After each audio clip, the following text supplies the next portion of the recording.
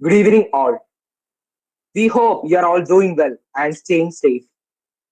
Before we start off with the program, I would like to request all attendees to stay through the session till the virtual podcast.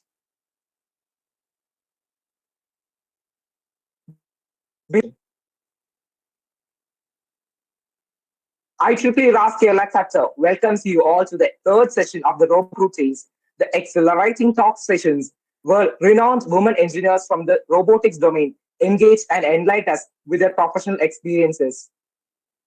Assistive robotics is an emerging technology that holds the potential to alter the way people with disabilities interact with their environment.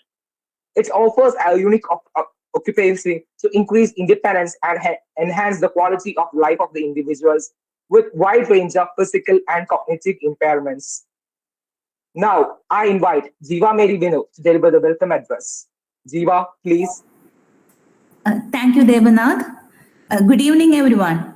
It gives me immense pleasure to welcome and introduce our distinguished resource person of the day, 𝗙𝗪𝗍 ma'am. 𝗙𝗪𝗍 S. is an inspiring roboticist, graduate teacher, and student researcher who won the Bristol Plus Award 2022. In addition to her research interest in assistive robotics, social robotics, and medtech, she is also an author and artist. She is the founder of Xplore, a platform to inspire and empower young people from underprivileged backgrounds to pursue their passion. Moreover, she is passionate about making a positive impact in her community and is committed to creating a better future for the next generation. Amidst your busy schedule, we sincerely thank you for being with us in this session to encourage the gathering with your valuable words. I hand over the mic to you, ma'am. Hello, everyone. Thank you so much, Jiva, for the wonderful introduction. It's my privilege and honor to be here. Thank you for this opportunity to share the knowledge I have in the field. And I would also be happy to take your questions at the end. So thank you so much once again, and I'll officially start the presentation.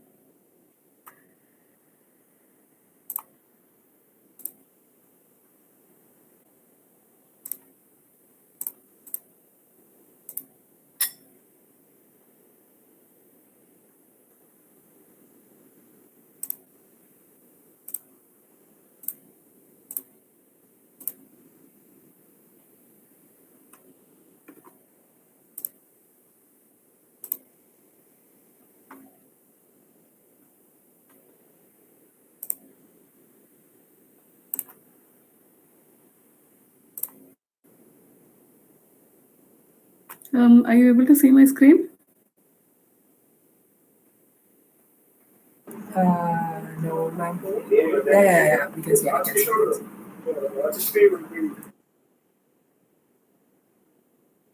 Okay.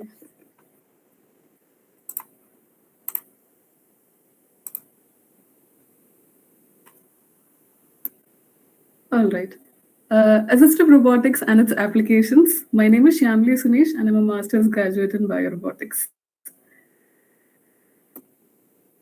You may be the first to do many things, but make sure you're not the last. This is a very inspiring quote from Kamala Harris. So to introduce all of you to myself, my name is 𝗙𝗪𝗍𝗀𝗁𝗍. I've done a bachelor's degree in physics, a master's in biorobotics, and I'm also the founder of Xplore, which I'll be talking about in the end. It's a venture, it's my passion project. I'm currently interning at a startup in UK. I was a teaching and research assistant at my university. I'm a science communicator, an author and artist. And my research interests include social robots, assistive robots, human-robot interaction. As I told you, my bachelor's degree was done in physics. Most of you here, I am thinking that most of you here are from the engineering background, and it could be quite unheard of for a person to come from the physics background to robotics, especially in India. So I'll share with you my story, how I stumbled upon the field of robotics. So with my love for numbers and logic and problem solving, I did my BSc Physics in India.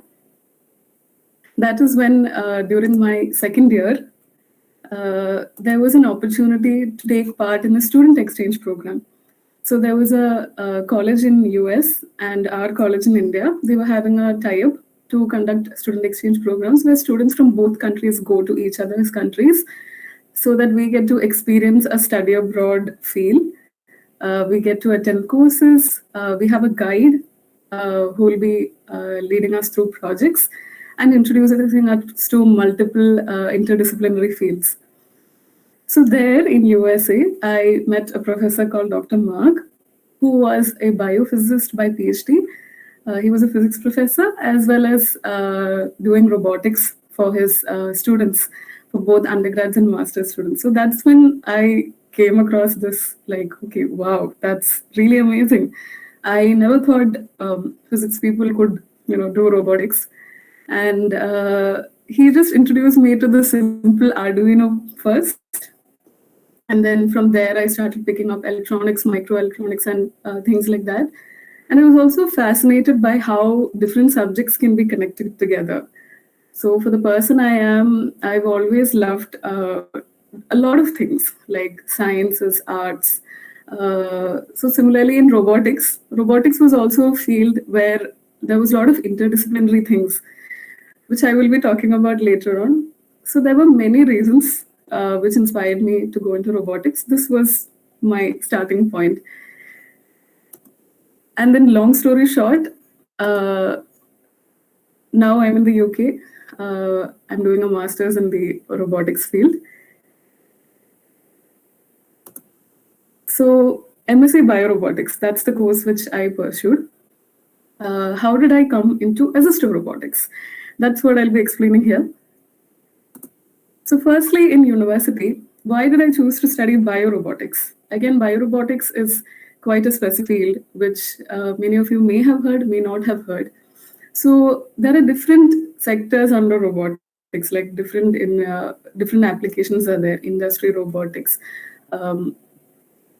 nuclear robotics, space robotics. So I've always been a person who was fascinated by the human body, the human mind, and was a lot involved in social work. So I had a thing in mind that when I go into a robotics field, I wanted it something that would passionately help people, like robots for people. So that is when I was going through the syllabus, and biorobotics is a bio-inspired, nature-inspired field. Like we take inspiration from nature, from agriculture, from oceans, and there are also applications in medical, in bioindustries, biosynthesis, cybernetics, genetics, and so many fields like that. So I chose biorobotics, and then as part of biorobotics, we had to do a group project. So in the group project, everybody was asked to pick up what they're interested in. So I had my classmates who went on to do robots that would help tuna fish in the underwater sea, robots that would help botanical, hydroponics. And I decided to go on with wearable robots for physical therapy. So I found like-minded people, we formed a good team, and then we started working on a project, which I will be talking about in detail later on. So as part of the project, it was a long-term project where we were actually going on from interviewing stakeholders, like to develop this medical related robot. We were actually interviewing doctors, robotics researchers in the field, and also patients, for the matter of fact, to see how well-rounded approach we can give this. So when I was interviewing the stakeholders, one of our stakeholders was Dr. Virginia from University of West of England, Bristol at that time. So then I came to know about the assistive robotics department. I networked with a lot of seniors and friends, and I truly believe in networking. So I made sure that I made a lot of LinkedIn connections. I went through Google Scholar. I read about things, and that is how I understood that I had a taste towards assistive robots. And then finally, I joined the assistive robotics department for doing my master's thesis later on in the master's. So The one supervisor who truly inspired me and has always supported me throughout my journey, she is Dr. 𝗔𝘀𝘀𝗶𝘀𝗶𝗃𝗏. Currently, she's a researcher and lecturer at Mondragon University, Spain. She was the associate professor in Bristol in assistive robotics in the Bristol Robotics Lab and also the lead of MSc Assistive Robotics module. Virginia is a researcher who's always been passionate about robots and all the potential they have got to offer. Her PhD was based on control of lower limb exoskeletons using bio-inspired concept of artificial motors. And this was part of an EU project named CyberLegs, if you can see the logo here. Later on, in her postdoc, she researched under another European project named SOMA, which looked into bio-inspired grasping for robotic hands. And in her last year, she investigated further in robotic grasping controls and frameworks under the SOFIA project. Similarly, she has been part of other UK and European projects, as you can see the logos. And if you're interested to further read, you can follow in her website to know more what more she's done in the field. So this is a small video. This was a demo which happened in our university.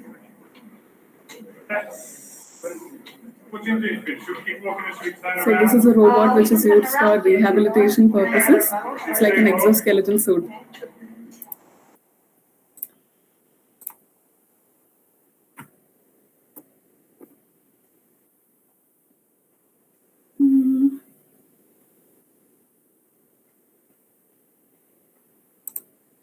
Just a minute, it's got stuck.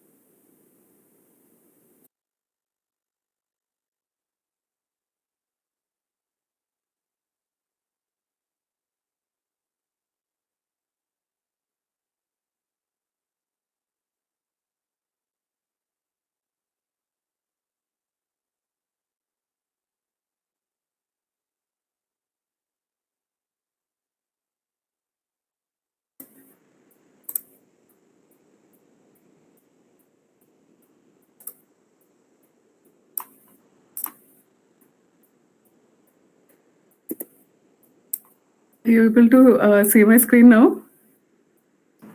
Yes, ma'am, it's Oh, I'm sorry, that was a technical error.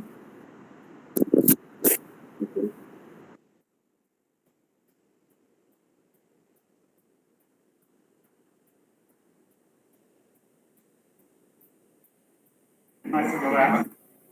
Okay. Now we've been talking about assistive robots.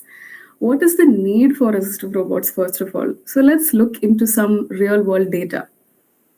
Why the need for assistive robots and related technology? This table here shows the population in England who are in need of support, which can be physical, sensory, mental health, or social health, and disability support in nature. This shows the data for the need of support amongst both old age and younger age. So we can say that robots are helpful for all kinds of ages.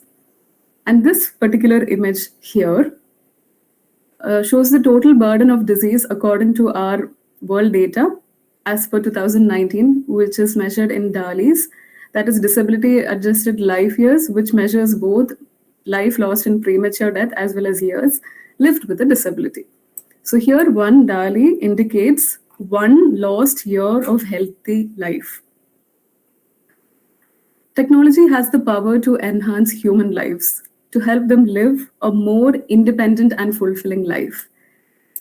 So that is why we can see there is a huge need for it in the society. There is the aging population and a lot of people suffering with disabilities. You know, everybody wants to live independently, at least to do their daily tasks. Everybody would wish to do that. So that is the need. And coming to the aim with which we put forward assistive robots, the 5 interlinked areas of assistive technology revolve around the 5 Ps, which is people-centered, policy, products, personal, and provision. So in this application of organized knowledge and skills related to assistive products, in policy, we have universal health coverage, rights of people with learning disabilities, provision, which means providing them with the supply of the right and adequate things, keeping in mind the personal, which is the people involved, engaged or employed within an organization. Now we have different levels of assistance and interaction required. Not everybody requires the same level of support. Everybody's disease conditions, the patient's disease conditions are different. So accordingly, we should be able to cater to their needs. Let me introduce you to the different kinds of assistance that people would generally require. Firstly, there is social, if you can see at the bottom. There is social interaction. Social meaning a need for a companion, a friend or a buddy to interact with, to not feel lonely. So there are some examples over here, which is the telepresence robot, Paro robot, and Miro robot. So what is a telepresence robot? A telepresence robot is more like a video calling interface, but it will be a mobile robot which has the ability to move around. The person can control, like remote control, and it is wireless also.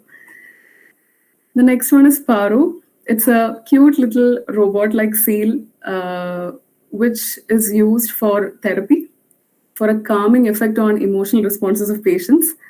And the next one is Miro, which has a small biomimetic animal face. It is used to develop companion robots. Now, the next kind of support is cognitive support.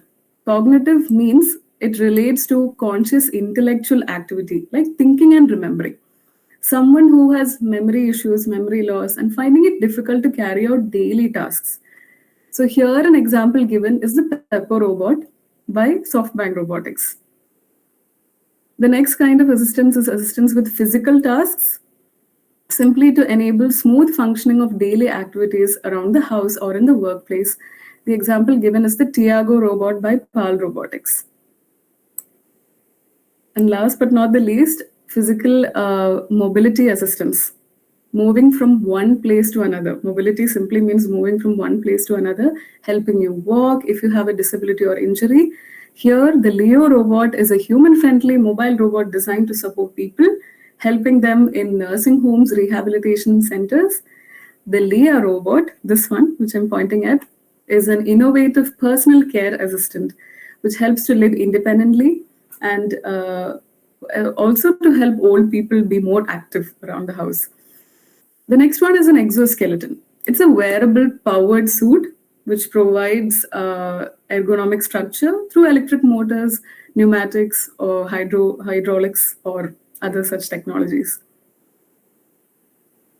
Now we spoke about the need, the aim, and the different levels of assistance required. Let me come to the definition of what is assistive robotics. This definition is given by my supervisor and professor, Virginia Ruiz-Garate. An assistive robot is a system able to sense, process information, and take action to help people with frailty, impairments, or disabilities to maintain or improve physical or cognitive capabilities. Now here, as you can see, there are under healthcare, there are different kinds of robotics. So we have medical robots, logistics robots, and assistive robots. So first I'll come to the medical and so what are medical robots? Simply put, robots which are used in medical sciences in the hospital setting. Surgical robots are used to enhance a surgeon's capabilities to perform open surgery. There are tele-manipulators where the doctor can control movements from a distance and high radiative environments. So why the need to operate from a distance is because if the environment is in a very highly radiative place, it could harm. So it helps for that also. And you might have heard of technologies where a doctor in US is doing an operation in India. So all this is possible through technologies. Then there are nano robots, which are, as the name suggests, very small, nano in size. This can be used for cancer, for specific position drug releases. And then there's clinical training. The image that you see over here is the famous 𝗥𝘀𝘀𝗶𝗃𝗏 robot manufactured by Intuitive Surgicals. It's a surgical system used for minimally invasive surgery. What is logistic robots? Logistics means transporting of goods. So in that, there is pharmacy, distribution, and also disinfection. Especially during COVID, the use of disinfection robots have increased a lot. Now coming to assistive robots, the field which we are talking about.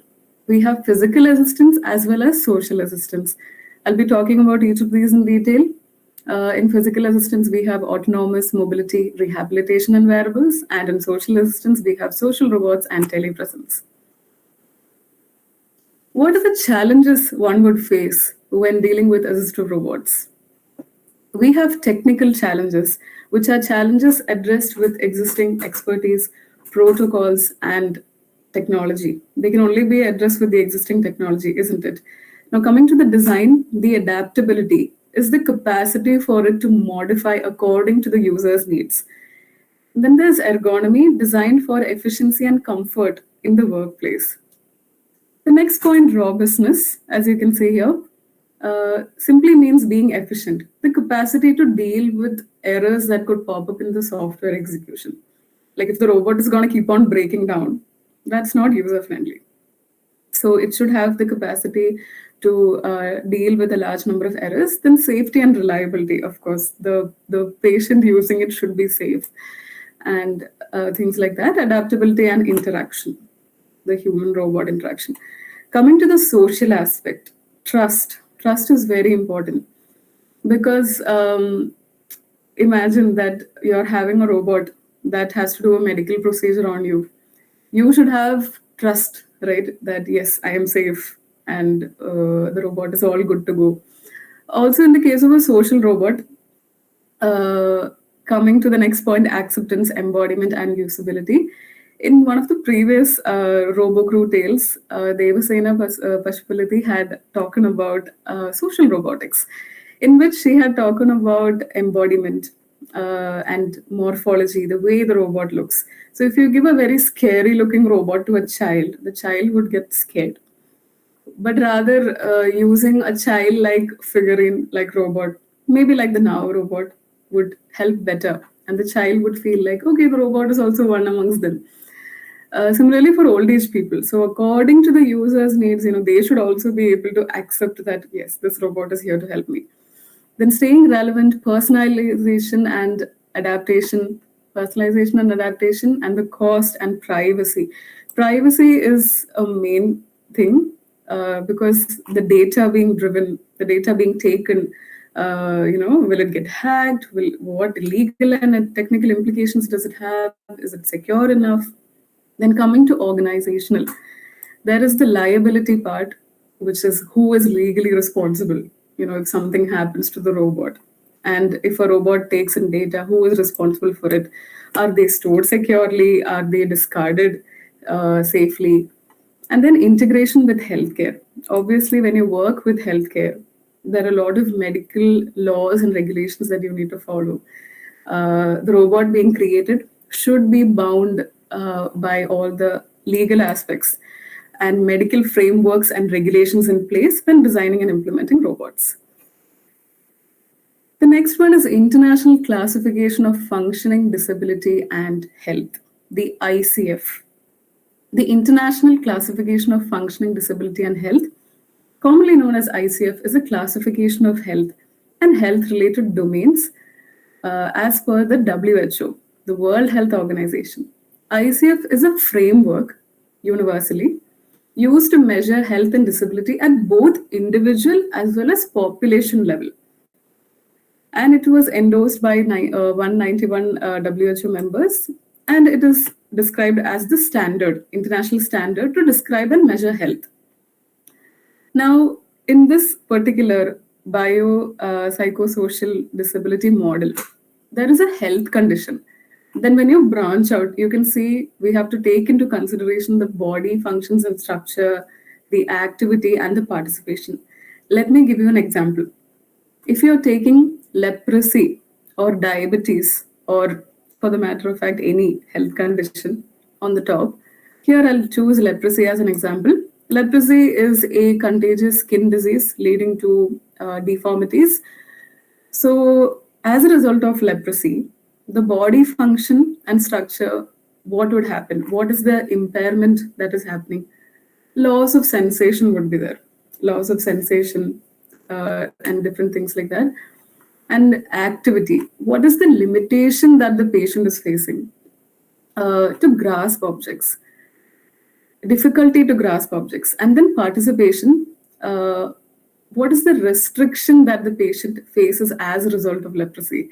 There is a stigma around it, which leads to unemployment, like, facing negativity from the society and things like that. So this framework we need to keep in mind when we are designing robots for healthcare, to understand the user's disease conditions and their needs. Now, coming to the hair model, what is a model? In simple terms, it's a system that can be followed and adapted, right? And why are human factors so important? Well, human factors are trying to show the relationship between the people and the products. Like, the product should be comfortable for the humans using it, and the humans should also be able to well adapt themselves to the use of the product. So here, if you're especially considering the human-robot interaction circle, like there is the human, there is the robot, and they are set up to do a task or an activity. It could be a rehabilitation activity, or it could be simply walking around some activity. And the environment. It would be in an environment, right? Like a school, a house, a hospital. So we need to consider all this. Now, coming to humans, the ability-based tasks are there, like the skills, their physical capability, their workload, and then characteristics like demographics, their age, their self-confidence, their personality traits. Then coming to the robot, how well is the robot performing? Is the robot usable? Is the robot reliable? The level of automation, is it fully autonomous? Is it semi-autonomous? Then attributes, and then considering the environment. Like, for example, if it is a hospital, make sure you do not bump into medical staff like nurses and doctors or patients on the way. The robot should carefully navigate through the corridors without hitting on obstacles. Then the noise it makes and things like that. And then task and activity, like, what is the task being done? Is the robot only doing the task, or is it a collaborative effort? Like, the robot and the human is working together, or is it only the human doing something and the robot is observing the human? So there could be different kinds of tasks. Now, human-centered design methodology. Design thinking is a concept I absolutely adore. What is design thinking? Simply speaking, you have got an idea and you want to make it a real-life product. Design thinking is the way to go. It's a non-linear iterative process, more like a problem-solving approach that understands the users, considers the challenges in place, and creates innovative solutions in order to make a prototype and test it.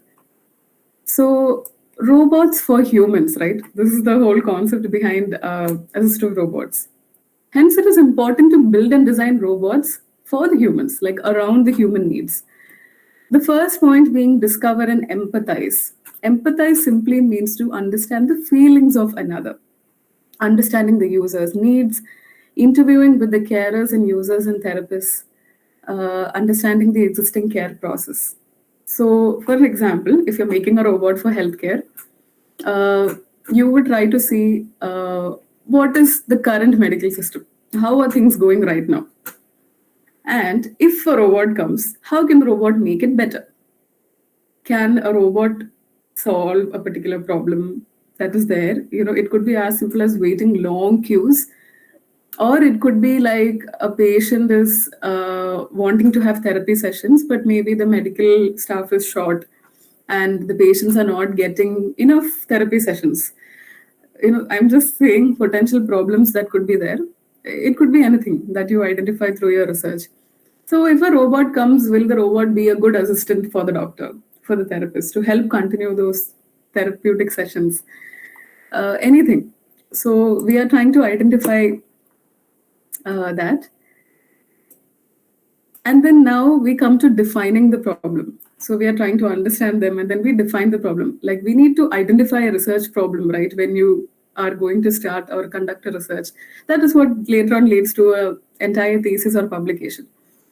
So designing alternative methods and then exploring concepts.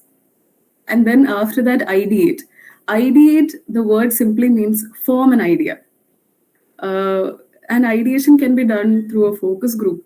A focus group is like a particular group that you recruit before the experiment, and then they participate in your experiment, and then after them interacting with the robot, they'll give you feedback. So definitely, that before a product is out in the market, there should be a lot of trial runs to make sure that everything is in place. And then next is prototyping. The word prototype simply means the first preliminary version of a device from which other forms could happen. So that is like the first model that you make. And always, like if amongst you there are people who aim to build a startup in the future, you would know that the very first model of an app or something that you make might not be the most perfect solution. You make the prototype and then you have to like iterate it, maybe change some decisions, do it again. So in prototyping, you build a small scale interactive prototype and then run a proof of concept testing.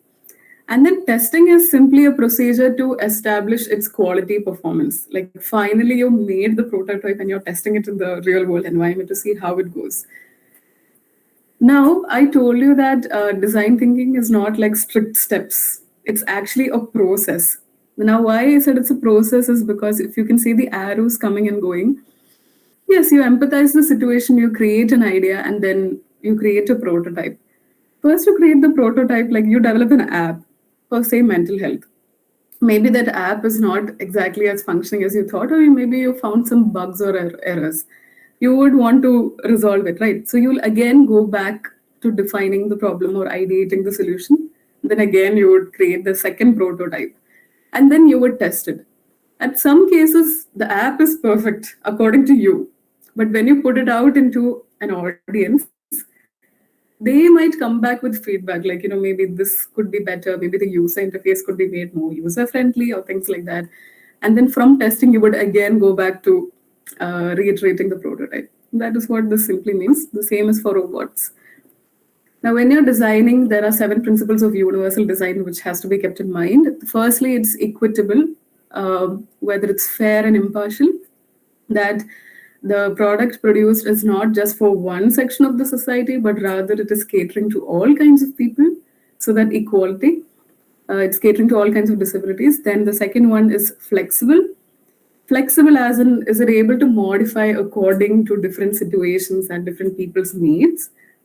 The next one is being simple and intuitive, easy to use and easy to understand. Suppose you have a product and a manual given with it. If the manual is so hard to understand and there are way too many buttons on the product, like for a person who is not much acquainted with technology, it might be very difficult to understand what's going on. So an easy to use product would be better for the more general public, isn't it? Like whether people have a technical background or not, they should be able to use it. Then perceptible information, which means observable information. Then fifth one, tolerance for error.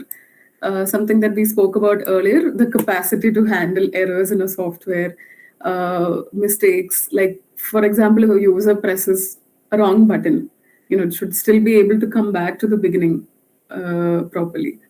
So that, from the start, you can again navigate through. And next one is low physical effort. Like we are designing robots for patients, right? The robot being designed for them should make their life easier and not become an extra burden for them, right? So it should, if it is of low physical effort, the patient is also motivated to wear the robot or to use the robot. And then size and space, appropriate, like different people are of different heights and sizes. So according to them, if the robot is catered, it would be easier for them to use according to their body weight, height, and parameters like that. Now, participatory design, this is one of my favorite parts. Participatory design simply means an approach which is design-based on the basis of stakeholders. Like when you're designing a robot, the stakeholders are also included in the design process itself. Now, stakeholders means all kinds of people or all kinds of entities which are involved in that process. It could be customers, employers, consumers. Like if in the case of a robot, the people designing the robot, the company producing the robot, and the people using the robot, all are stakeholders. So in the beginning, I had told you that we had done a project during our master's in Biorobotics. So we were creating a wearable robotic glove. So the stakeholders that my team spoke to were doctors, robotics researchers, patients. We need to hear all their perspectives to have a well-rounded approach. We might think this is correct, but when the doctor suggested us, then we were like, okay, this point should also be considered. Because they are working in the hospital setting, right? They would know more than us what would be more ideal there. Then user testing. The first one is user testing, then focus groups. User testing simply means a set of testers will be given the particular product to perform specific tasks in a realistic environment. It's like going through trials. And then focus group, it's a particular group which has been recruited before the experiment to participate, and then later on they'll give their feedback, what can be improved, what they liked, what they did not like. Interview, simply face-to-face conversation, talking to stakeholders, understanding them. User surveys help for large-scale data collection. So that is where that's useful. Then concept map. Concept map is a diagram that depicts relationship between concepts. Then task analysis. Task analysis is a systematic study of how users complete tasks to achieve their goals. Like, for example, there is a new coffee machine in town. You are just observing, like as a company person, you're just observing how customers are reacting to the new machine. Like, whether they're able to find out the buttons easily, are they understanding what the machine looks like? So when you design it, you feel like you know all the parts of it. But when a person from outside comes and does the task, they may or may not understand the machine fully properly. So then they realize, okay, maybe we should reduce the number of buttons, or maybe we should put a larger screen and display it better for the people to understand what's going on in the coffee machine. That's just an example. So it's basically like behavioral analysis of the users. User-centered design, like I said, human-centered design. We are creating this for the user. So keep in mind the user characteristics, environment, tasks, the workflow, everything that has to do with the user. Basically, in customer service, it would be customer-centric services would make the customers happy, simply put. Then user interface design. Design of the user interfaces like softwares, home appliances. So maximum usability and enhancing the user experience would be the points there. Now, different robot interfaces for different body impairments.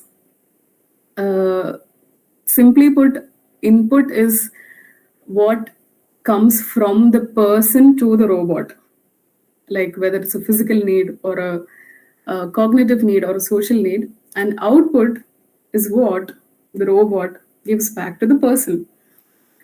So what would the human do to the robot? The human would touch, or the human would speak to the robot, would make voices, sounds while speaking. So the robot would process it through speech recognition, vision recognition, and the robot would give it back to the person through lights, maybe like LED lights on their eyes, or maybe the robot would speak back, they give a dialogue delivery, and maybe the robot would embody emotions according to the need of the situation. Now, if you remember the first set of classifications that we did, robots for healthcare, there were assistive robots, medical robots, logistics robots. Coming to the classification under assistive robots, they can be of two kinds: physically assistive robots and socially assistive robots. So firstly, coming to physically assistive robots, we have autonomous platforms. The word autonomous means independent, which makes decisions by itself. So here is an example of a service robot from the Toyota Research Institute. What that robot is trying to do is it's helping around the kitchen, like opening the fridge, doing tasks around the kitchen. This could be particularly helpful for people who are physically disabled. The next one is mobility assistance. If you can see, I am circling it in red over here. Along with that, the picture is appearing, so I hope you're able to follow it. Mobility. The word mobility simply means helping you to walk, move from one place to another. So here it is the example of a motorized wheelchair from Ability Drive. The next one is a rehabilitation platform. Rehabilitation platform helps to restore health after a stroke or a surgery. In this photo, in this picture, a therapist is helping the patient. Next one is wearables. That could be a robotic glove, which you can wear in your hand, or it could be a robotic suit, like an exoskeleton. So in wearables, we have prosthesis. Prosthesis means artificial body parts or limbs, like attaching a hand or a leg. An exoskeleton is the wearable robot, which is controlled by motors, hydraulics, pneumatics to restore movement. So here you can see that assistance could be of different kinds. Like it could be clinical in nature within the hospital setting, help around the hospital, or it could be domestic in nature, like help around the house, in the homes. Now, socially assistive robots. Socially assistive robots are of two kinds, social robots and telepresence robots. So coming to social robots, once again, I would like to mention Devasena in Robo Crewtales had mentioned about her entire talk was on social robots.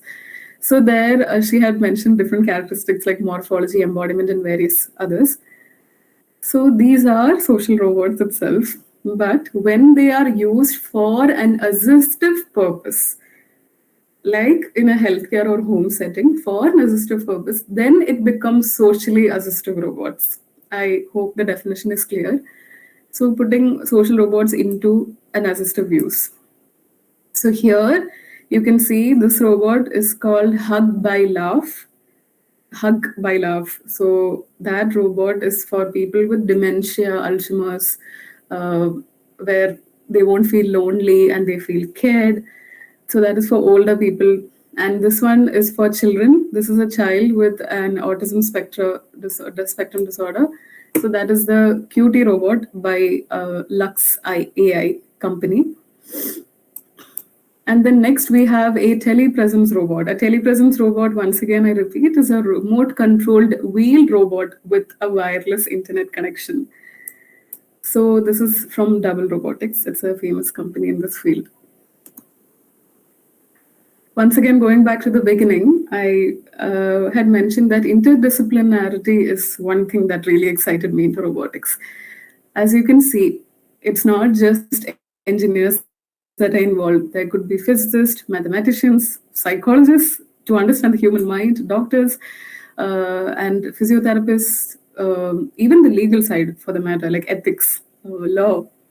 We have students in the UK universities who are from a psychology background and then doing PhD in robotics, or from the legal background and then doing research in robotics. So we have all kinds of combination.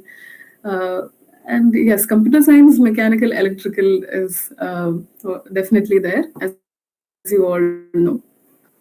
So why is interdisciplinary so important? Interdisciplinary means relating to more than one branch. Because the diversity is important, it allows to make connections between ideas and concepts across different disciplines. So when you have people from different disciplines, a whole team makes a robot, right? So you will get different ideas put onto the table, and that will help you build your horizon, get more perspectives, and build better robots. Now coming to academia. In this presentation, I would like to show you examples from both academia and industry. so that you know what existing products are there and who are the people in it. So in academia, these are the people who have really inspired me. I've loved reading their research works. Firstly, Dr. Virginia Ruiz-Garate, who is currently a robotics researcher and lecturer at Mondragon University in Spain. Her research interests include bio-inspired robotics, rehabilitation robotics, grasping, and manipulation. One project she's involved in was walking assistance using a bio-inspired framework and stiffness control in robotic hands. Next, we have Dr. Praminda Salib-Soli. She's a professor at University of Nottingham in the UK. Her research interests include assistive robots, human-robot interaction. One of her famous works is assistive robot for dressing, support in dressing, like to help to wear clothes. She's also developed a mental health app and has designed socially assistive robots for therapy through mutual shaping. Next one is Dr. Tony Belka, professor at Ghent University, Belgium, and a visiting professor at the University of Plymouth in UK. He is in the Cognitive Systems and Robotics department in the UK, and he developed a socially assistive robot for long-term cardiac rehabilitation in the real world. We have Dr. Wafa Johal, a senior lecturer at the University of Melbourne in Australia. Her research interests include robots for learning, social and cognitive robots. She's also done a lot of work in the educational robot space. Next is Dr. Katie Winkle, assistant professor at Uppsala University, Sweden. She's also an alumni of our university. She is well known for building what is known as the world's first fully autonomous robot fitness coach, which I'll be talking about later. And currently she is involved in community health, for developing a social robot facilitator for motivating diabetics patients. And she is also in the Jacob Foundation Fellowship, where she's developing robots by children and for children. Then we have Dr. Kirsten, professor at the University of Waterloo. She is one of Canada's 150 researchers in intelligent robotics in the University of Waterloo. Her interests involve assistive technology, social robotics, and HRI. Her work focuses on robotic assistance in children's therapy and education. These are some representative companies. Of course, there are many more companies. This is just to give you an idea of what is there in the industry space. Some of the famous companies include Autobot, SoftBank Robotics, Honda, and Toyota Research. In these slides, I will be giving you an insight to these companies. Firstly, Open Bionics. Open Bionics is a startup based in Bristol. They also have their branches in UK and USA. Will be opening soon in Germany. So what they do is they develop the Hero arm, which is custom made for every patient, even users from the age of 6 years old. So what they do is they use 3D scanning to get a digital image of the residual arm. Like for example, the hand, this portion is not there. So they would do a scanning of till where the arm is. And then around that information, the robotic arm will be built for the users. You can choose the cover from a wide range of covers. So the whole concept here is to, having a robotic arm is not a negative thing, but a really cool thing. It's also to motivate them and say that, see, I have like super cool arms. And if I'm very stunned by the varieties that they have. They have like designs in Marvel, in Frozen, in Star Wars, whatever design you want. So these are children, like real life stories. If you go to the website, you can see further. Similarly, there's a bionics company called Esper Bionics based in the USA. So here's a video. In my initial days of getting onto the field of robotics, this particular video had really inspired me.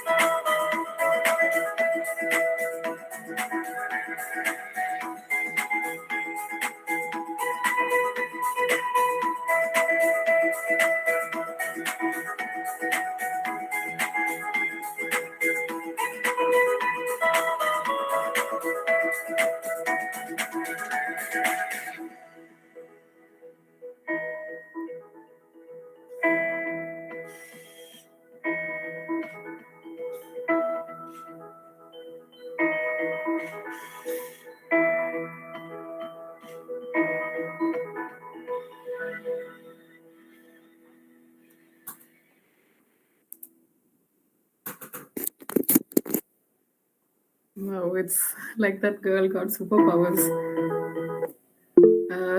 Okay, now coming on to a company that I'm very proud to speak about. 𝗔𝘀𝘀𝗶𝘀𝗃 is from Kerala in India, and you might have heard on Asianet News that they're very famous for their Bandicoot, the robot, a robotic machine engineered to clean any kind of sewer manholes.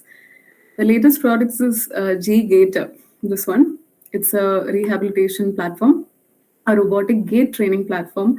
It uses pneumatic and electrical technologies for gait training, sensory feedback system, creating flexibility for multiple gaits, so the physiotherapist can alter it according to the walking required. And the benefits and the features include that it's AI powered, it has active therapy mode, body weight support is there, a patient management system is along with it, and the robotic exoskeleton skeleton is adjustable, and many more. This is a telepresence example. So previously you saw bionics companies, and then you saw a rehabilitation oriented company. Now here you can see a telepresence example. The term telepresence describes a technology that enables a person to simulate being in one location when they are in another location.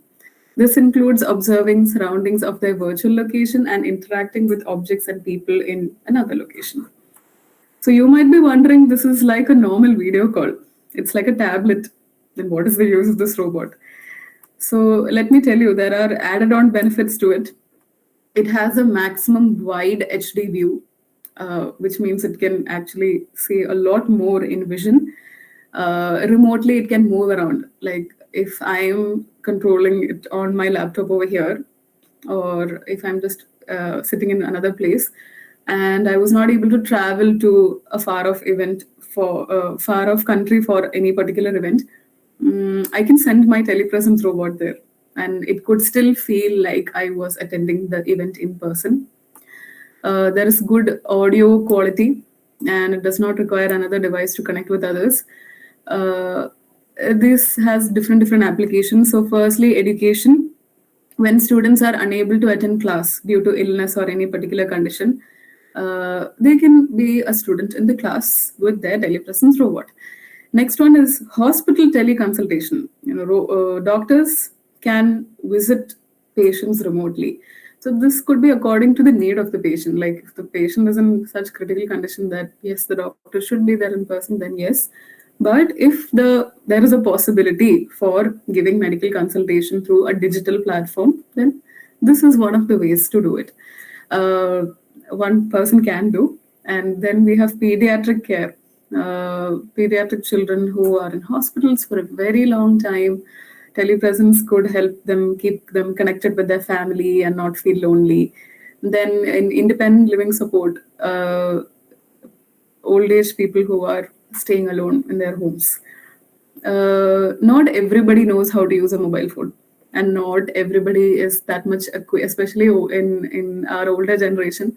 Not everybody is tech savvy, but having a moving digital platform just feels like the research shows that it has a more connective feel, and it does make a lot of difference. Then we have similarly, support in care homes for rehabilitation, like therapy, if they can continue it through online, and then office meetings. And this is like visiting an art gallery. Again, people with disabilities, but they wish to visit an art gallery, they can move around using a telepresence robot.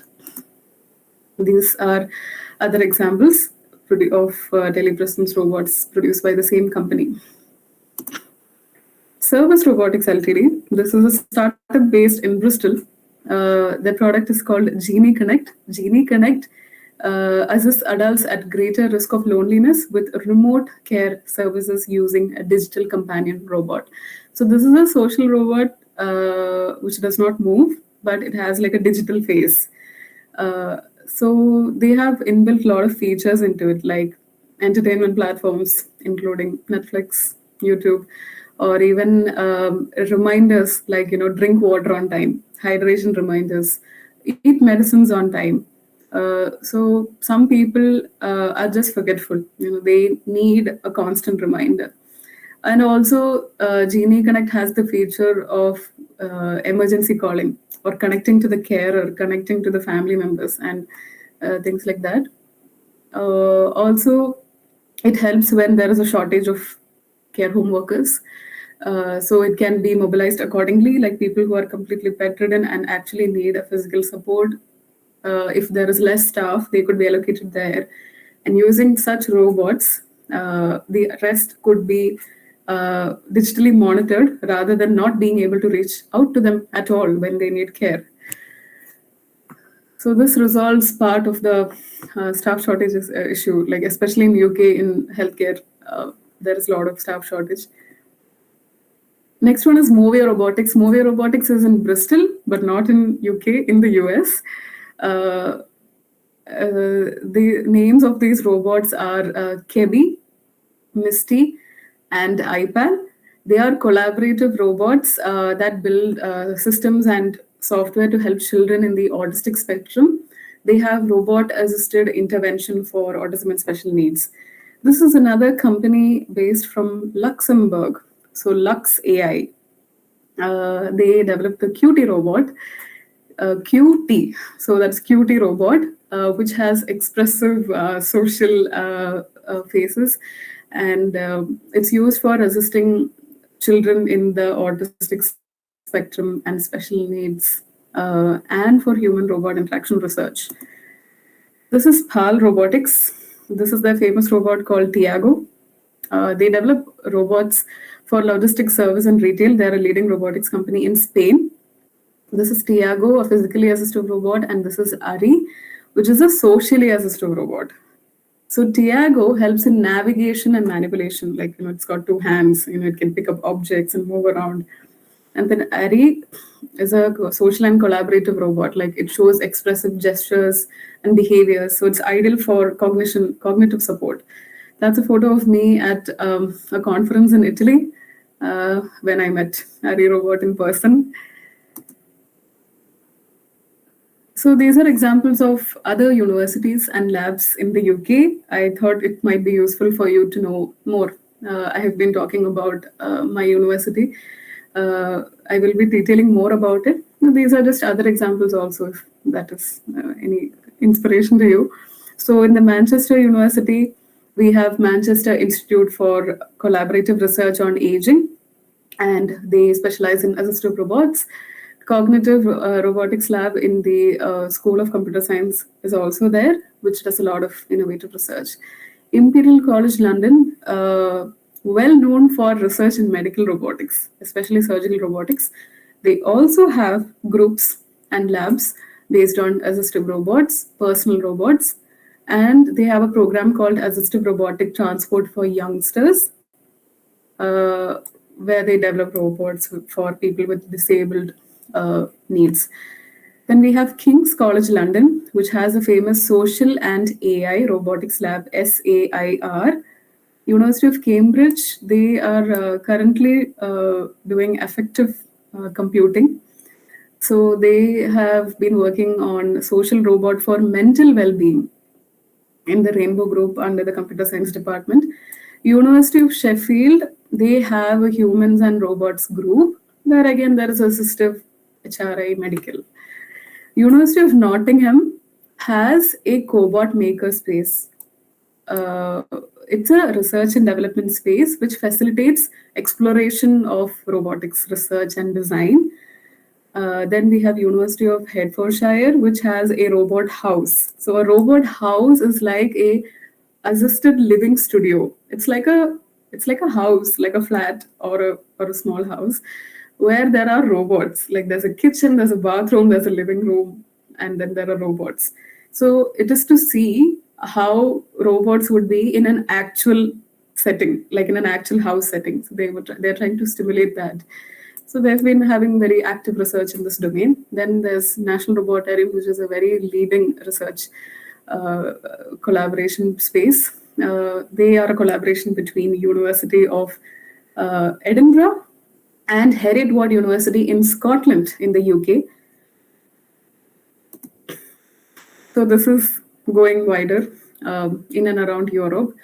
In the Europe, again, these are not all the examples. I've just picked up some examples which I'm familiar with. Of course, there will be more research and labs and companies out there. In Sweden, which is over here, there's a social robotics lab which develops robots that learn and interact socially with humans for benefiting society. So they work in areas like education, healthcare, assistive technology. In Italy, you have the Biorobotics Institute, which belongs to Santa Anna School of Advanced Studies in Italy. The institute has medical robots, wearable technologies, rehabilitation, everything to do with the field of biorobotics and bionics. Then we have SoftBank Robotics in France. Their tagline is "The power of robotics to benefit humanity." They've created programmable robots like Now and Pepper Robot, which can be used and programmed for different sectors like education, healthcare, service industry, and more. In Netherlands, we have the Dutch startup called Sara, which builds autonomous care robots to provide support in long term. Next one, we have Lifeline Robotics in Denmark.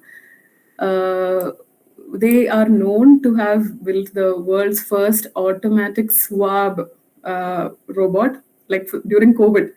So they designed it in collaboration with the University of Southern Denmark. So the robot can take swab. Much useful during the COVID pandemic era. And PAL Robotics in Spain, which I had mentioned earlier. Tiago and Ari robot is from there. And Reactive Robots in Germany. Here, robotics assistance for early mobilization of critically ill patients is what they aim for. And then we have Zora Robotics from Belgium, a mobile robotics application company. Now coming to where I have been a student, where I've evolved as a student researcher, I owe it all to Bristol Robotics Lab.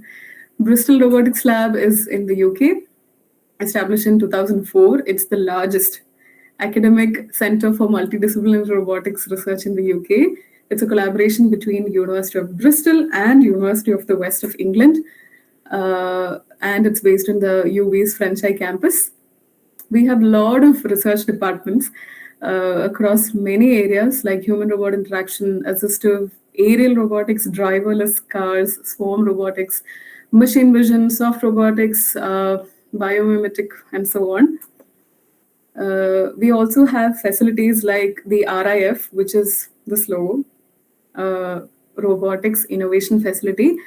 It's a facility that provides robotics automation and manufacturing consultancy services to public and private organizations or sectors. So if you're a student who has a startup idea, RIF would help you to build that idea and take it to the next business venture level.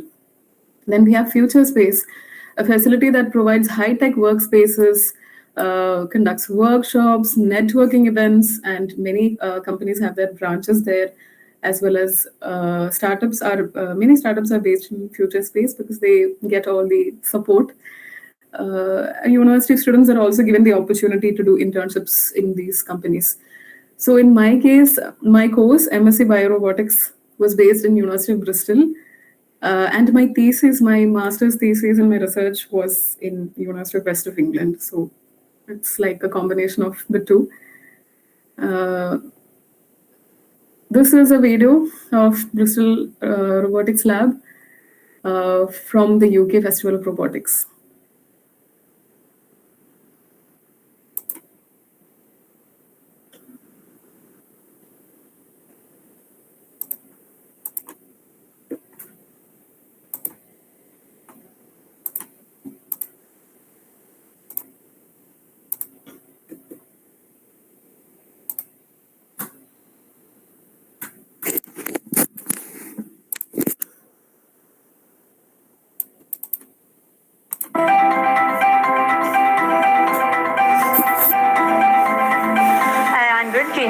From the Bristol Robotics Laboratory.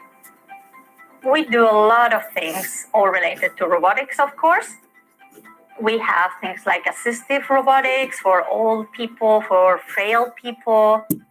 We also have a line on soft robotics, swarm robotics, anything you can think of robotics, including a bioenergy center. At the festival, we will be demonstrating part of the research carried on in the Bioenergy Center, which is the P-Power system. So what is the P-Power system? It is a mechanism that is able to transform any sort of organic matter, like urine, into energy for lighting or powering mobile phones. And we are going to actually be demonstrating how urine can be used to power mobile phones. Next, we have another video by NatWest. Welcome to Bristol Robotics Laboratory. This is the largest centre for multidisciplinary robotics in the UK. From the outside alone, it looks really impressive. It's even more impressive when you start looking at some of the research that's going on.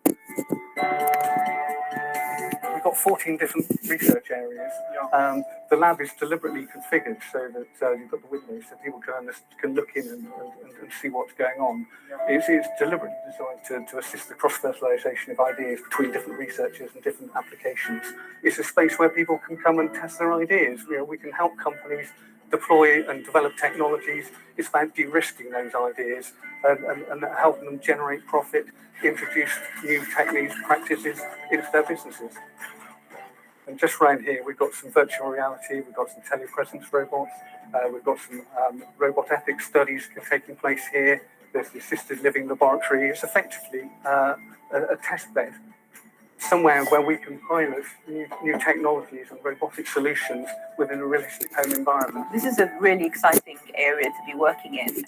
In a way, we're looking to develop technology that all of us are going to need at some point. People prefer to have and maintain their independence and agency, and this technology provides you the option of being in control. Hello there. I see you have opened the fridge. We actually encourage people from domains who might have not even have thought that their technology might be applicable to assisted living to come and speak with us, because there are always interesting opportunities to explore. We're developing a new autonomous control system for autonomous vehicles. Estimates vary between 95 and 98% of all vehicle accidents are due to inattention. You can see that if at those times when you're not really that interested in driving anymore, you could press a button and you don't have to worry about it and it will be safe. That would be a huge leap forward, I think, in terms of transport. It's such an exciting place to be, and there are so many opportunities. So coming to assistive robotics in Bristol Robotics Lab, this is the team of academic year 2021 to 2022. Now it's a different team, and REACH and BRL HEARTS are part of the assistive robotics.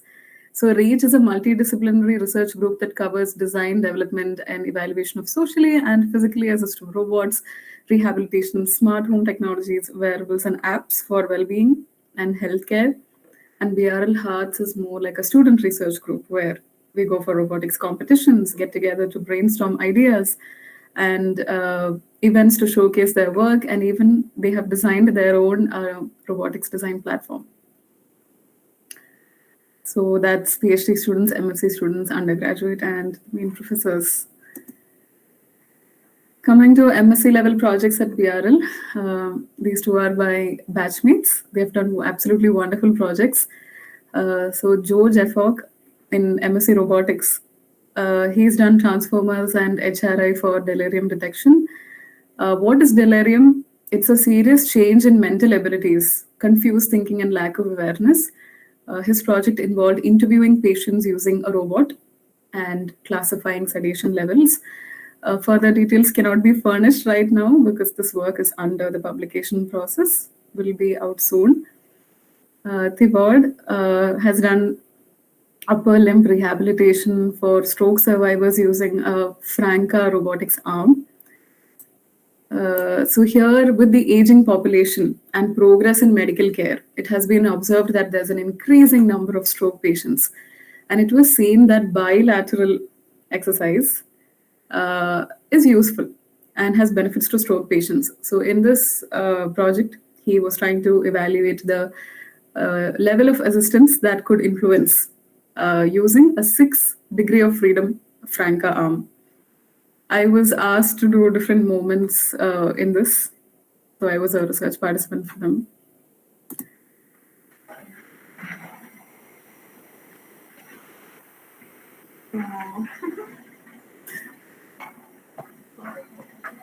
So in order to give a stimulus of a stroke patient, there was a rubber band which was tied to my hand so that my hands were very stiff. And then I was made to do this bilateral exercise. And in Joe's project, it's an interaction with the Pepper robot. Next one is a PhD level project. I've already mentioned about Katie Winkle earlier. She was an alumni of our university. During this timeline, she did her PhD in expert-informed design and automation of persuasive, socially assistive robots. It's a very interesting work known as world's first fully autonomous robot fitness coach. She worked with the Pepper robot and using the Couch to 5K program of the NHS, National Health Services in the UK. So in this study, we've installed Pepper here in the gym for the last 11 weeks or so, and we've got Pepper guiding people through the NHS Couch to 5K program. This is really a study of whether we can create a socially intelligent and useful robot companion. Right. You should be nice and warm now. Think about getting ready to start running. In 3, 2, 1, go. It takes them through the actual sessions, so it'll tell them, no, you need to walk for a minute, no, you can run for a minute and a half, but it can also try to challenge them, it can tell jokes. The estimated speed of a T-Rex is 27 miles per hour. You know, just saying. Every time the fitness instructor tells it, tell a joke right now or be sympathetic right now, the robot basically takes a snapshot of all of that data we talked about. And then from those examples, it should start to learn how to replicate that. Focus on your breathing. Yeah, breathing's okay.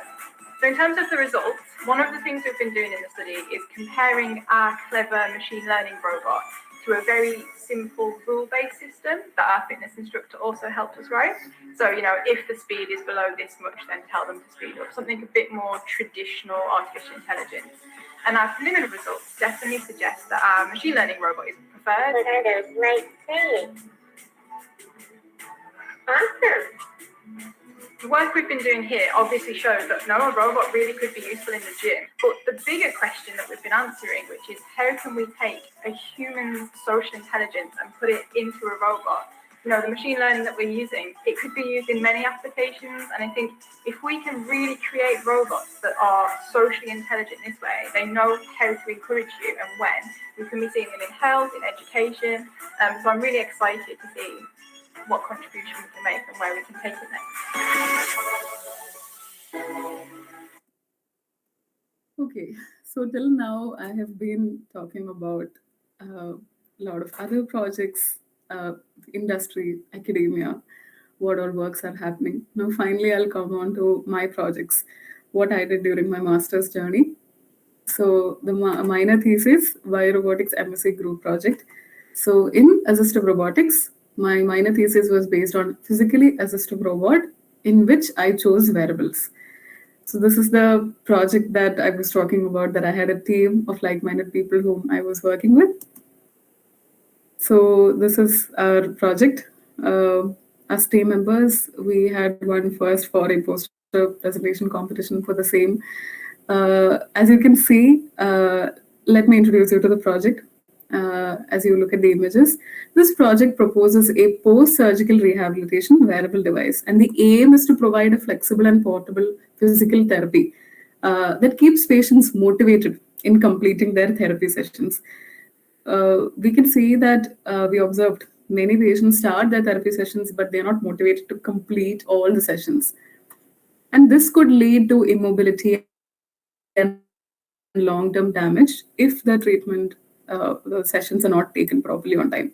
So here, 2 robotic gloves were built, one on a functional hand, which is absolutely healthy, and the other one requires support. Maybe my right hand is completely fine, but my left hand is having mobility issues. So what we did is, when the patient moves the healthy hand, like this, the injured hand will also follow. So it's more like a mirror mimicking effect. That is why we have 2 robotic gloves in place. This can be used anywhere by patients, and we do not aim for the patient to be dependent on this device completely, but rather to restore and come back to full health after the practice therapy sessions. It can be tailored to each person's needs, because if this particular hand is impaired, the level with which the patient can move their hand could be of different degrees according to their medical condition. So in the design, we developed a prototype which was 3D printed. We use flex sensors, Arduino, EMGs, actuator strings for the impaired hand, and there was a panic button for emergency. Sensing and mimicking, which is the mirroring effect which I spoke about. When a patient performs exercise on the healthy hand, there would be a flexion, like the sensors are on the functional hand, and then the actuator strings. There are 5 actuator strings on the 5 fingers. This would be stimulated to move. And then Bluetooth is used for control for the 2 Arduinos. And we use Bluetooth, and for progress tracking, yeah, that's the point I was going to say. For progress tracking, we built a prototype website or an app. It's like a common portal where the doctor can monitor the progress of the patient, as well as the patient can see notes written by the doctor, or the doctor has like allocated certain exercises to do. Like, today 5 exercises, tomorrow 4 exercises. So both patient and doctor can use the portal in common. We just developed a prototype using Figma. There's this video. If we are not short of time, I will show you that towards the end.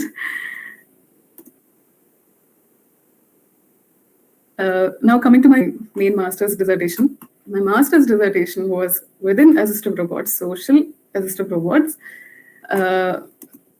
So this was my project. socially assistive robot to help dyslexic children learn better. To give you a brief overview, this project evaluates the use of a socially assistive robot to help dyslexic children improve their learning skills. So I've been passionate about both education and healthcare, so I try to combine both in this project. This preliminary study focuses on aiding children with the vital language skills, more like the IELTS, reading, speaking, listening, writing, through an integration of learning styles. So different children have different learning styles. Even amongst us, we all have different ways of learning, right? Some of us learn visually. Some of us like to audibly learn.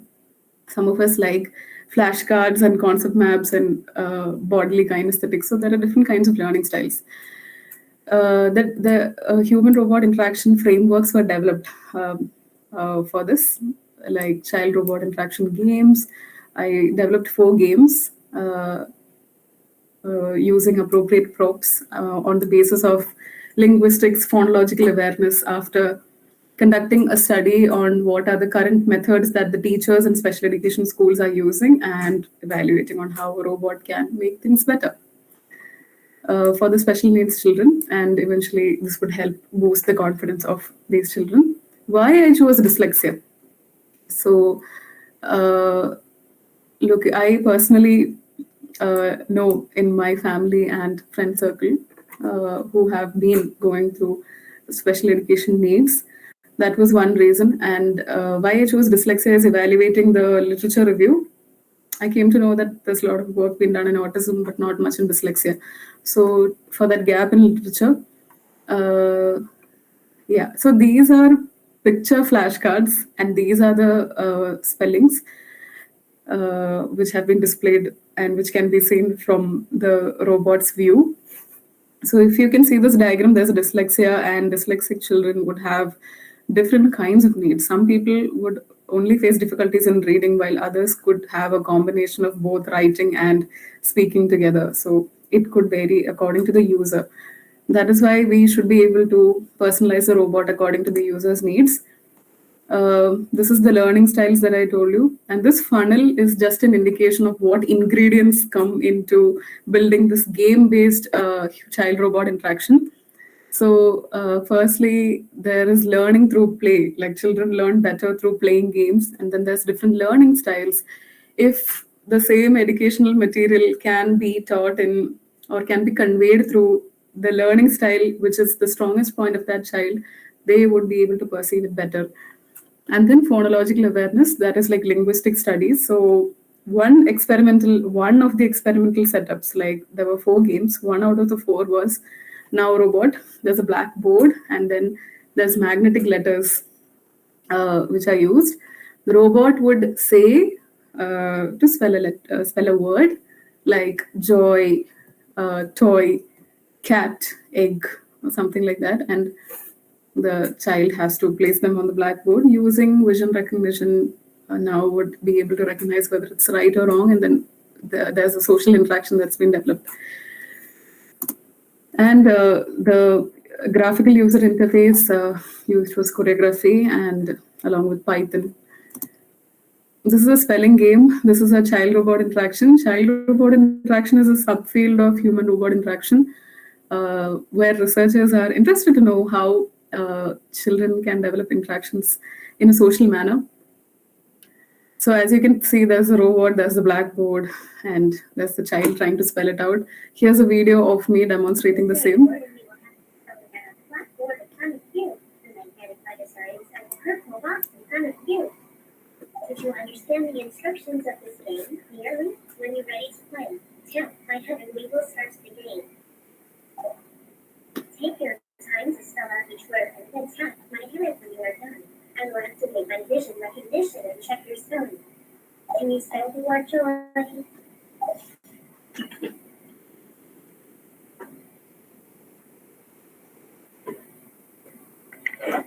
So here's a box, and in these there are a lot of magnetic letters. I'm going to spell the word joy. This is how it looks in Nao's camera.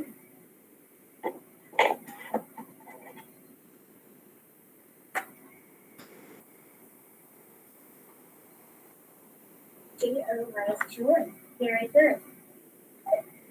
Now, after one question, I tap on Noah's head again. Yeah, the video is pretty long, so I hope you got an idea of how the interaction works. And if the child is spelling it wrong, now would motivate to try again. Then here's a picture memory game. Basically, children learn better when they associate words with picture, like apple. You physically show the picture of an apple, then it stays in their memory better. So the child has to show a flashcard. So, hi, this is a picture memory game. So basically, children are much able to connect visual objects to words. So basically, in this game, now would say a word, and then we'll have to show one of these flashcards to now, and now we'll say whether it's correct or not. So let's start the game. Let's play a picture memory game. Can you show me the picture of a cake? So it's asking for a picture of a cake. This one? Congratulations. That's very good. Can you show me the picture of a toy? Now it's asking for toy. So if you can see over here, this one is the camera. Like, can you show this? Yeah. This is how it looks like. See? That's amazing. Can Yeah. you show me the picture? Okay, so that's a brief and milestones of what research outputs I've given I published initially in the Student Research Journal an overview or review paper on social assistive robots for special education. Then there's the FACE Symposium and the Student Research Festival. So if you go to these links, you will be able to further read my works. This is the last one, which I did, ICSR in Italy. So in the overview in the review paper which I had done I was trying to analyze, apart from dyslexia, what all other special education needs are there and how socially assistive robots are used for the same. So for example, cerebral palsy, there are different conditions, right?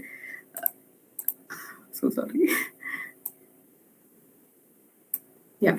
So there are many other special education conditions like autism, and many others, which I will be showing in the next slide. So I tried to do a review of what scientists have currently worked on, and then narrowing it down to their use as a buddy, a companion, a therapeutic assistant, and as a coach. So you can read the paper. This was presented by my professor at the UK RAS 2022. This is the International Conference in Social Robotics. So my paper was just published a few days back. You can read it in this link given here. So this is the classification that I was talking about, like under special education, learning disabilities, and these are the different types that I try to evaluate in this paper. Coming to Explore Street. So this is the end of the presentation. Since in the introduction you had introduced me as the founder of Explore Street, I thought I'll just give you a brief. Explore Street is my passion project. It's a venture that I started in 2021 that aims to inspire people from all walks of life to follow their passion and to explore new areas of interest through interviews and workshops. So it's an Instagram page where I go live, conduct interviews from people from different backgrounds. So there's been baking, crafts, art workshops, and even more information about UK, like UK education system and things like that. So these are specifically the posters of the robotics related interviews that I did. I did with Dr. Sabine Howard, which is like cancer, nanomedicine, and robotics. I had also interviewed Devasena on the anniversary of Explore Street. And very recently, in January 2023, I did with Katie Winkle. She's talking about a lot of interesting works. You can go there and listen to her talk as well.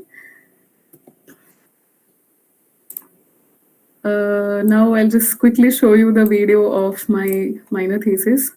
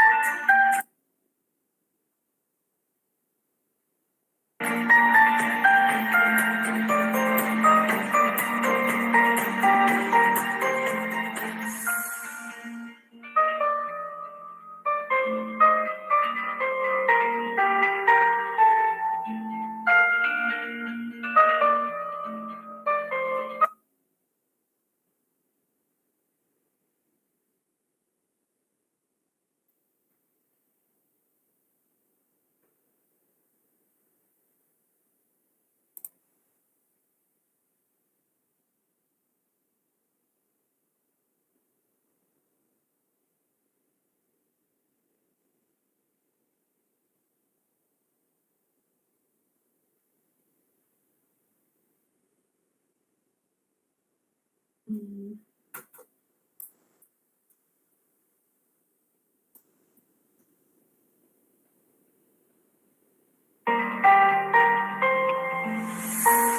This is the prototype of the website that we had made.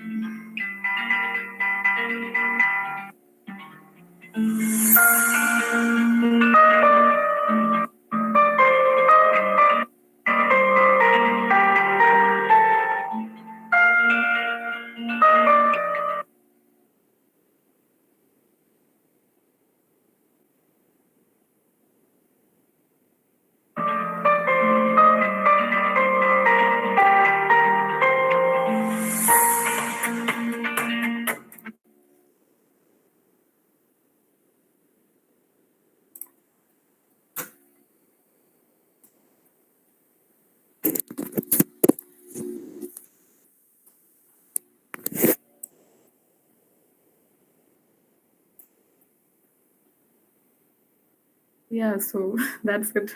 Thank you so much, everybody, for listening to my talk.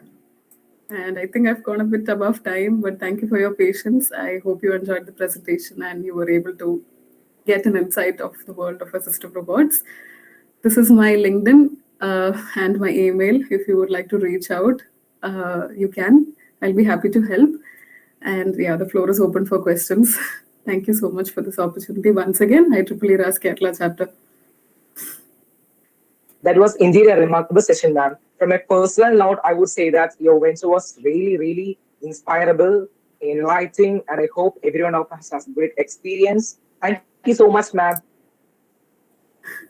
Thank you. Now it's time for Q&A. You can either unmute and ask the queries or post them in the chat box.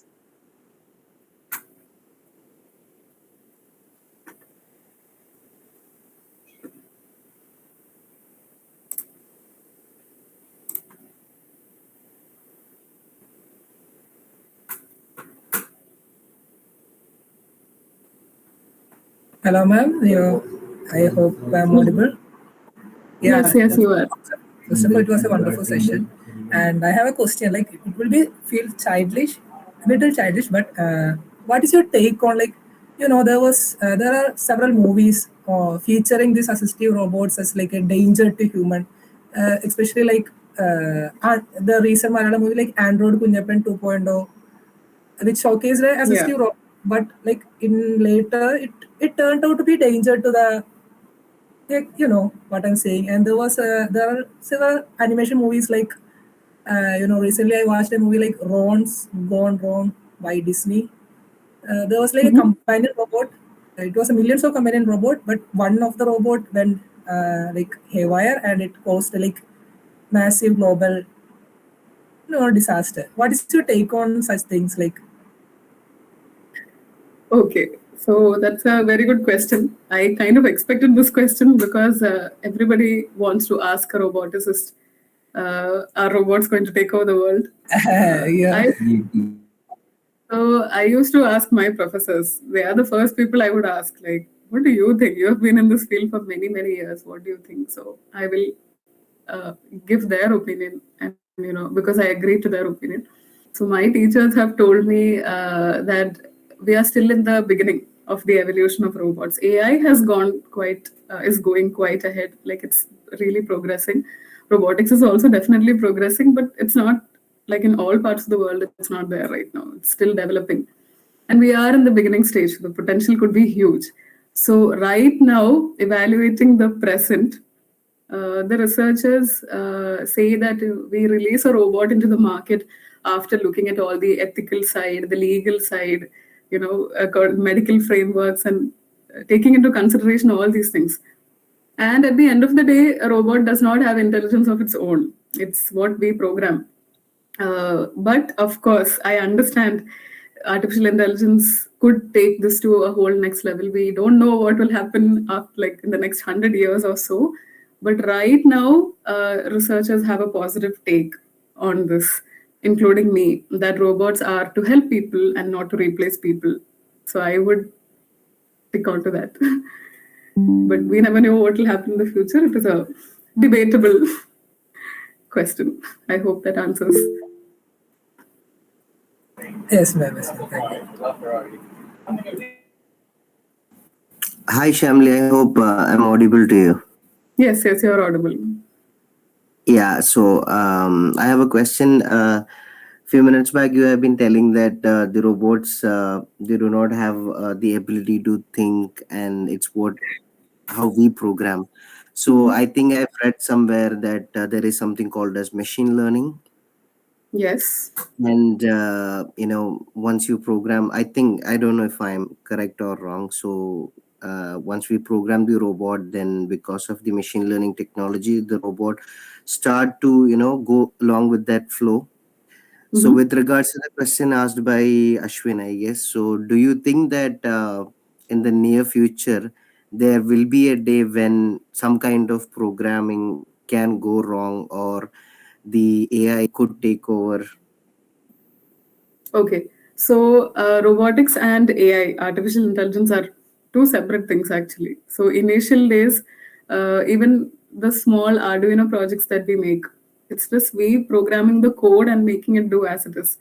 Now, artificial intelligence can be applied to many different sectors. One of the major domains is robotics. So yes, the game could change when AI and robotics comes together. And I cannot foresee the future, but it could happen in the future. So what I'm saying is, Ashwin asked my take and the researchers' take on this, right?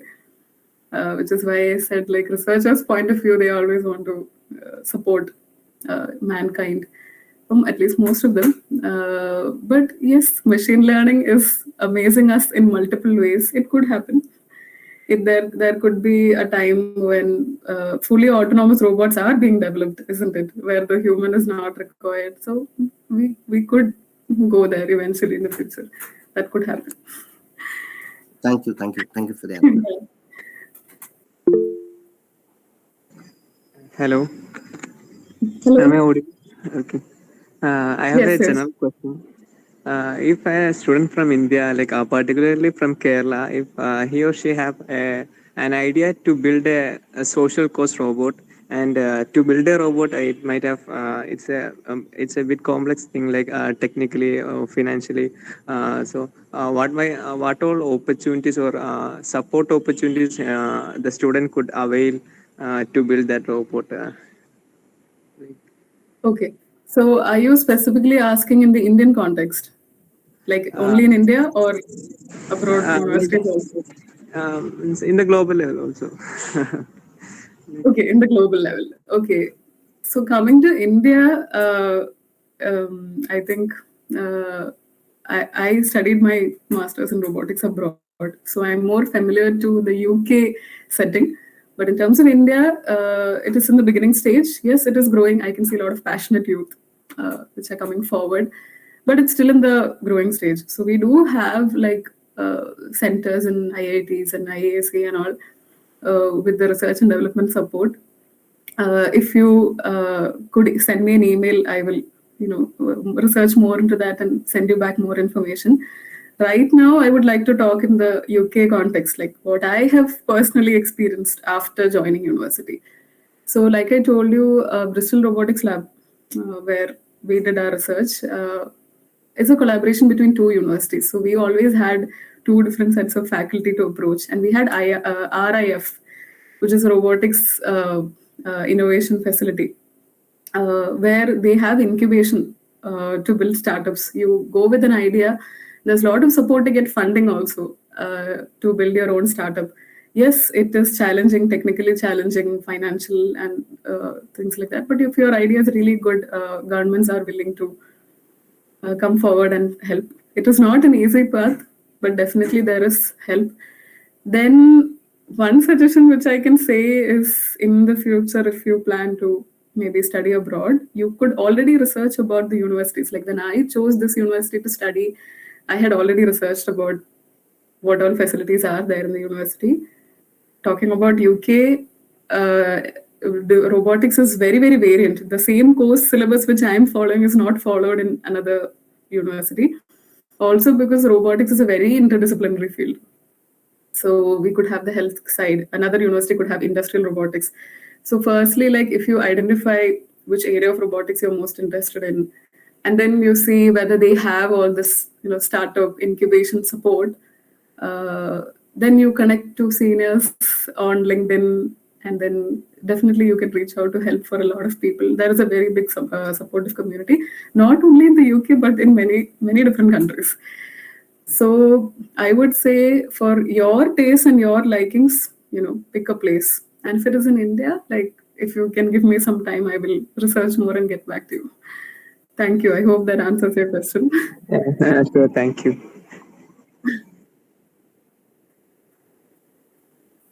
Yeah, thank you all.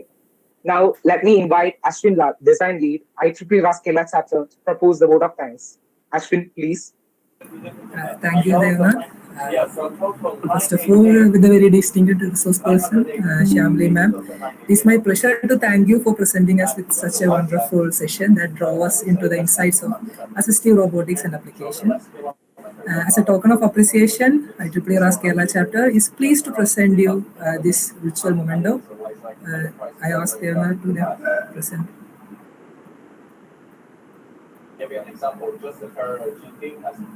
Thank you so much. Thank you, ma'am. So thank you so much for spending your valuable time guiding our attendees through the best. So let me now take a moment to extend my gratitude to the members of Professional Lexicon, the student team and RAS SB leads, and the student volunteers of IEEE RAS Kerala chapter, who have stood as an interminable support, working hard behind the scenes to make this session a success. Last but not importantly, I thank you all the attendees who for your valuable presence and for staying with us for this much long. And thank you all, and thank you, ma'am. Thank you. Also, I request. Yeah. Sorry, ma'am, sorry. I would especially like to thank IEEE RAS, and Jiva has been very patient. She's been asking me for a time since last year, since December, and she's been very sweet and very kind. And also the technical team helped me in the last minute when I was having some confusion. And your anchoring is really good, Devnath, and your vote of thanks was absolutely beautiful, Ashwin. So thank you so much, and this really means a lot. Welcome, ma'am. Also, I request all attendees to kindly fill the feedback form post in the chat box without fail. And if anybody needs help, I'm happy to help. Yeah. Thank you. Yes, ma'am.